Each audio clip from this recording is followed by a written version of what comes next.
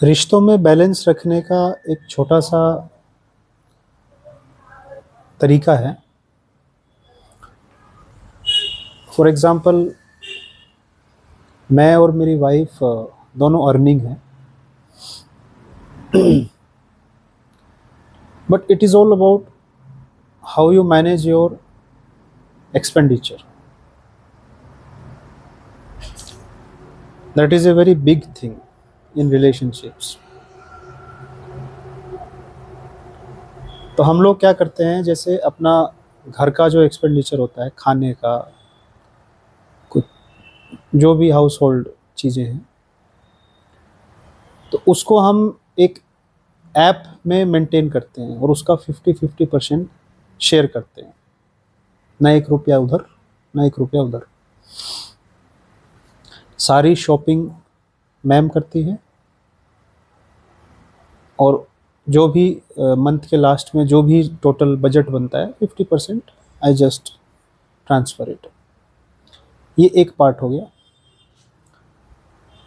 इसको छोड़ के जो पर्सनल जो अपनी इनकम है, उसमें से एक भी रुपया ना तो मेरा उनकी सैलरी पे कोई राइट है, ना उनका मेरी सैलरी पे कोई राइट है। Like we do not even discuss beyond that 50-50% thing.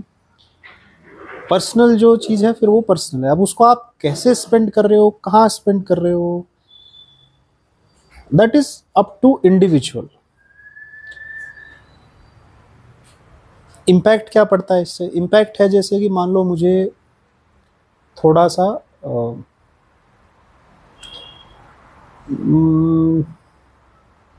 Simple रहना पसंद है। मेरे पास 5 जोड़ी कपड़े हैं और आज से नहीं, लगभग 10-11 साल से लगभग यही पैटर्न है, और मुझे वो छठा जोड़ी नहीं खरीदना है जब तक मुझे वो नीड नहीं दिखेगी। ये मेरा पैटर्न है। और जैसे मैम के पास लगभग 100 जोड़ी ड्रेस है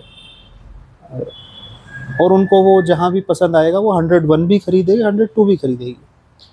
बट इम्पैक्ट क्या पड़ता है उन स्ट्रेटजी से कि जो भी उनको खरीदना है वो फिर अपनी सैलरी से खरीदेगी।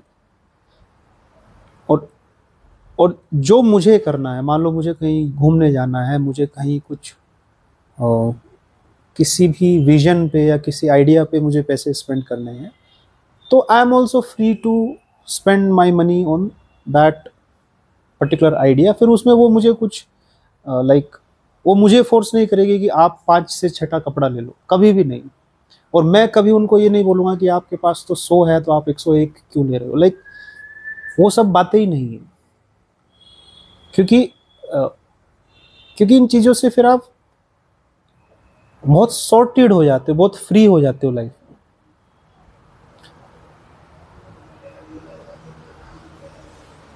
में। बजाय इसके कि एक दूसरे के ऊपर चढ़ के रहा जाए, अगर दो इंडिपेंडेंट इंसान इंडिपेंडेंट तरीके से अपनी अपनी प्रायोरिटीज़ को फुलफिल करते हुए और अपने अपने तरीके से रहें, तो मुझे ऐसा लगता है कि ज़्यादा प्योर, ज़्यादा सॉर्टेड, ज़्यादा लविंग, ज़्यादा रिस्पेक्टफुल, प्रोडक्टिव, क्रिएटिव, ब्यूटीफुल उनका रिश्ता बन सकता है। रिश्ते खराब ही होते हैं इसलिए क्योंकि क्योंकि वो हर चीज़ में वो कॉमन फैक्टर आ जाता है। अस, पहले एक थे अब एक से 2 हो गए हैं, तो हर चीज़ में अस, अब आई नहीं रह गया, अब वी हो गया है हर चीज़ में। ये करना है तो वी, अस अस अस। कहने में अच्छा लगता है बट ये लॉन्ग टर्म में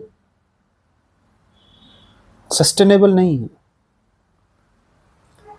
सस्टेनेबल तो हमेशा आई ही होता है। और एक खूबसूरत आई, इंडिपेंडेंट आई दूसरे खूबसूरत और इंडिपेंडेंट आई के साथ अगर रहे तो वो बड़े प्रेम भाव से वॉलेंट्रीली अस में जा सकते हैं जब मन करे।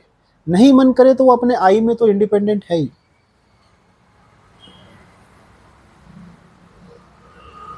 तो फाइनेंस बहुत बड़ा मैटर है रिलेशनशिप में।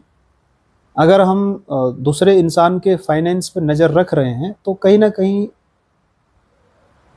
That will create disturbances and those disturbances will be permanent, they will never be solved,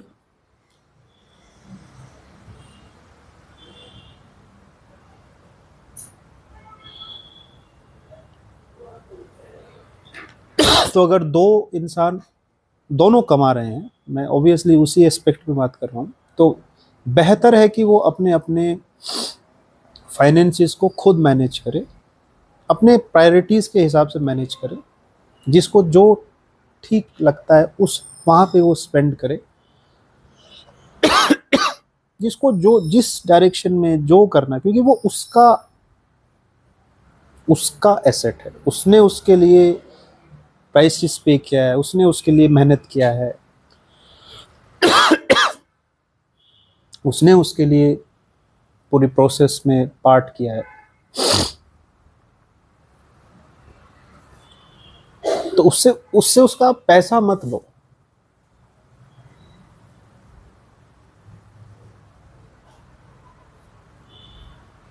उससे बस उसको लो, उसको भी मत लो, बस कुछ भी मत लो। आप इंडिपेंडेंट रहो ना, मतलब इससे बहुत रिस्पेक्ट आती है रिलेशन में, प्रेम प्रेम आता है।